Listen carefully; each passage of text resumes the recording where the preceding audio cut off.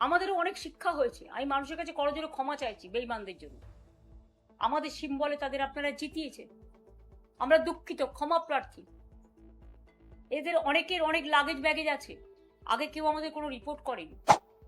আজকে যাদের ভয় দেখাচ্ছেন, ভয় দেখিয়ে আইসি তাদের, আমি সরি, আমি পুলিশের সাথে কথা বলছি, কাজ করেছি, আমার লজ্জা লাগছে।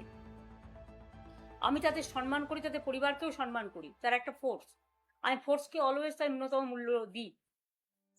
কিন্তু যখন দেখি তারা বিজেপির কথায় সবাইকে গিয়ে ভয় দেখায়, এবং আইসি হয়েছে এখন বিজেপির ব্লক সভাপতি এবং এসপিরা হয়েছে বিজেপির জেলা সভাপতি, তারা এলাকায় এলাকায় গিয়ে এমএলএদের ভয় দেখাচ্ছেন, আমার যারা অ্যাক্টিভ ওয়ার্কার তাদের ভয় দেখাচ্ছেন, সমস্ত মিউনিসিপ্যালিটি ভেঙে দিচ্ছেন ভয় দেখিয়ে, জেলা পরিষদ গ্রাম সভা জোর করে দখল করছেন, পঞ্চায়েত, এবং গিয়ে বলছেন হয় ওই শিবিরে যাও, বিজেপির কোলে যারা দুলছে, তৃণমূলটাকে ভাঙো, আর তা নাহলে জেলে যাও।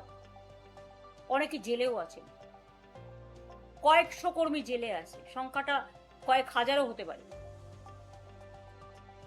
আমি মনে করি যারা জেলের লড়াই চালাচ্ছেন, জেলে গেছেন, তাদের আমি কুর্নিশ জানাই।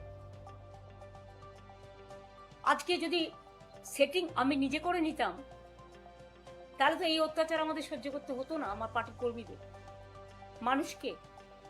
কিন্তু আমি কোনোদিন আদর্শকে বিকিয়ে খাই না, মূল্যবোধকে বিকিয়ে খাই না, বিবেককে বিকিয়ে খাই না। মানুষই আমাদের জাগ্রত শক্তি, এবং যে কর্মীরা এখনো আছে হাজার হাজার লক্ষ লক্ষ, তারাই আমার সোনার খন্ডি।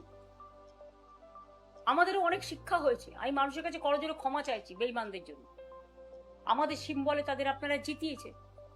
আমরা দুঃখিত, ক্ষমা প্রার্থী। এদের অনেকের অনেক লাগেজ ব্যাগেজ আছে, আগে কেউ আমাদের কোনো রিপোর্ট করেনি। আমি যার সম্বন্ধে জেনেছি, আমি কিন্তু অ্যাকশন নিয়েছি। কিন্তু যেটা আমার অজানা, এখন সেই অজানা সত্যিগুলো কোথাও কোথাও আমি জানতে পারছি, এবং সেই ভয়ে মনে রাখবেন, বিজেপি বলেছিল না, ভয় আউট ভরসা ইন।